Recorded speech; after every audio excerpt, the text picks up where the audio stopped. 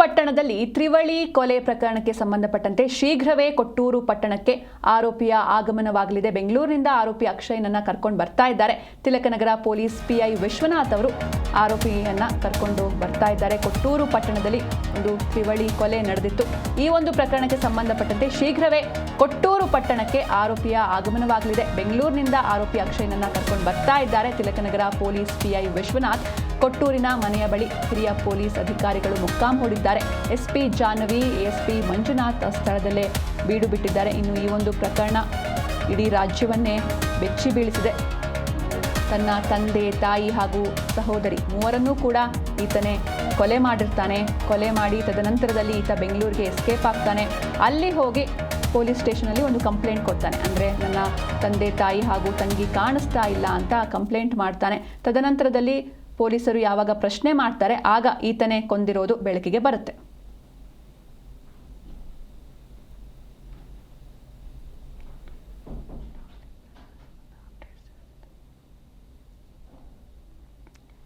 ಇನ್ನು ಆರೋಪಿ ಅಕ್ಷಯ್ ಬೆಂಗಳೂರಿಗೆ ಎಸ್ಕೇಪ್ ಆಗಿರ್ತಾನೆ. ಅಲ್ಲಿ ಪೊಲೀಸ್ ಸ್ಟೇಷನ್ಗೆ ಹೋಗಿ ನನ್ನ ತಂದೆ, ತಾಯಿ ಹಾಗೆ ತಂಗಿ ನಾಪತ್ತೆ ಆಗಿದ್ದಾರೆ ಅಂತ ಒಂದು ಕಂಪ್ಲೇಂಟ್ ಕೊಡ್ತಾನೆ. ಯಾವಾಗ ಪೊಲೀಸರು ರಿಟರ್ನ್ ಪ್ರಶ್ನೆ ಮಾಡ್ತಾರೆ ಆಗ ಈತನೇ ಕೊಲೆ ಮಾಡಿರೋದು ಬೆಳಕಿಗೆ ಬರುತ್ತೆ.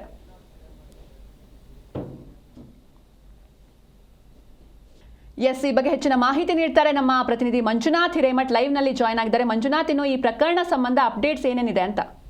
ಹೌದು ಮಧು, ಏನು ಅಂತ ಹೇಳಿದ್ರೆ ಈಗ ಅಕ್ಷಯ್ನನ್ನ ಬೆಂಗಳೂರಿನ ತಿಲಕ್ ನಗರ ಪೊಲೀಸರು ಕೂಡ ಈಗ ಕೊಟ್ಟೂರಿಗೆ ಕರೆತರ್ತಕ್ಕಂಥದ್ದು ಕೂಡ ನಡೀತಾ ಇದೆ. ಇನ್ನೊಂದ್ ಕಡೆ ಈ ಟ್ರಿಪಲ್ ಮರ್ಡರ್ ಏನಿದೆ ಇಡೀ ರಾಜ್ಯವನ್ನು ಕೂಡ ಬೆಚ್ಚಿ ಬೀಳಿಸಿತ್ತು. ಅದರಲ್ಲೂ ಕೊಟ್ಟೂರು ಪಟ್ಟಣದ ಜನತೆ ಈ ರೀತಿಯಾದಂತಹ ಘಟನೆಯನ್ನ ಹಿಂದೆಂದೂ ಕಂಡಿರ್ಲಿಲ್ಲ.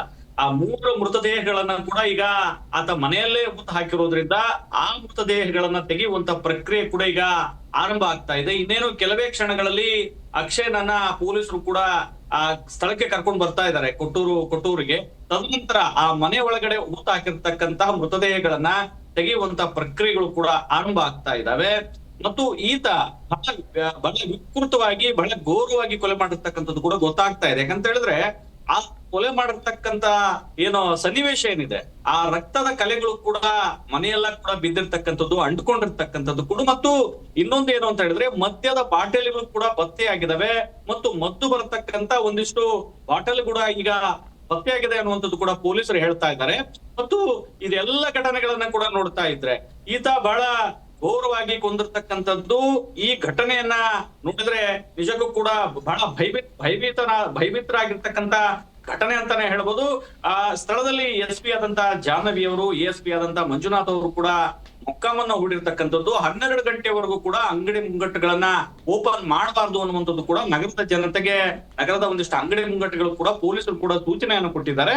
ಮತ್ತು ಇದ ಯಾವ ಕಾರಣಕ್ಕೆ ಕೊಲೆ ಮಾಡದ ಅನ್ನುವಂಥದ್ದು ಕೂಡ ಪೊಲೀಸರು ತನಿಖೆಯನ್ನ ಕೈಗೊಂಡಿದ್ದಾರೆ. 3 ಮರ್ಡರ್ಗಳು ಏನಾಗಿದ್ದಾವೆ ಈಗ, ತಾಯಿ, ತಂದೆ ಮತ್ತು ಸಹೋದರಿ ಇವರು ಆಸ್ತಿ ವಿಚಾರವಾಗಿ ಒಂದಿಷ್ಟು ಕಲಹ ಇತ್ತು ಅನ್ನುವಂಥದ್ದು ಕೂಡ ಗೊತ್ತಾಗ್ತಾ ಇದೆ. ಇವರು ಮೂಲತಃ ಚಿತ್ರದುರ್ಗ ಜಿಲ್ಲೆಯ ಹೊಸದುರ್ಗ ತಾಲೂಕಿನ ಒಂದು ಹಳ್ಳಿಯಲ್ಲಿ ಇವರು ವಾಸವಾಗಿದ್ರು. ತದನಂತರ ಹೊಟ್ಟೆಪಾಡಿಗೋಸ್ಕರ ಅವರು ಸಂಡೂರಿನ ಸ್ವಾಮಿಹಳ್ಳಿ ಒಂದು ಗ್ರಾಮದಲ್ಲಿ ಒಂದಿಷ್ಟು ಟೈರ್ ಅಂಗಡಿಯನ್ನ ಕೂಡ ಓಪನ್ ಮಾಡಿದ್ರು. ತದನಂತರದಲ್ಲಿ ಅಲ್ಲಿಂದ ಕೂಡ ಇವರು ದಾವಣಗೆರೆಯ ಜಗಳೂರು ತಾಲೂಕಿನಲ್ಲಿ ಸ್ವಂತ ಮನೆಯನ್ನ ಕಟ್ತಾರೆ. ಕಟ್ಟಿದ ತರುವಾಯ ಅಲ್ಲಿಂದ ಇವರು ಕೊಟ್ಟೂರು ಪಟ್ಟಣಕ್ಕೆ ಬಂದು ವಾಸ ಮಾಡಿರ್ತಾರೆ. 2 ವರ್ಷಗಳ ಆದ್ಮೇಲೆ ಈ ರೀತಿಯಾದಂತಹ ಘಟನೆ ನಡೆದಿದೆ. ಮತ್ತು ತಂದೆ ಮತ್ತು ತಾಯಿ ಮತ್ತು ಅಕ್ಷಯ್ಗೆ ಒಂದಿಷ್ಟು ಜಗಳ ಆಗಿತ್ತು ಅನ್ನುವಂಥದ್ದು ಕೂಡ ಗೊತ್ತಾಗ್ತಾ ಇದೆ. ಇದೆಲ್ಲದರ ತರುವಾಯ ಪೊಲೀಸರು ಕೂಡ ಒಂದಿಷ್ಟು ತನಿಖೆಯನ್ನ ಕೈಗೊಂಡಿದ್ದಾರೆ. ಆತನ ಮೇಲೆ ಈಗಾಗಲೇ ಪ್ರಕರಣ ಕೂಡ ದಾಖಲಾಗಿದೆ. ಒಟ್ಟಾರೆಯಾಗಿ ಸ್ಥಳಕ್ಕೆ ಆತನ ಕರೆದುಕೊಂಡು ಬರ್ತಾ ಇದ್ದಾರೆ. ಮತ್ತು ಮೃತದೇಹಗಳನ್ನ ತೆಗೆಯುವಂತ ಪ್ರಕ್ರಿಯೆಗೆ ಪೊಲೀಸರಿಗೆ ಚಾಲನೆಯನ್ನ ಕೊಟ್ಟಿರ್ತಕ್ಕಂಥದ್ದು. Madhu, okay, thank you Manjunath Hiremath ನಿಮ್ಮೆಲ್ಲ ಡೀಟೇಲ್ಸ್ಗಾಗಿ.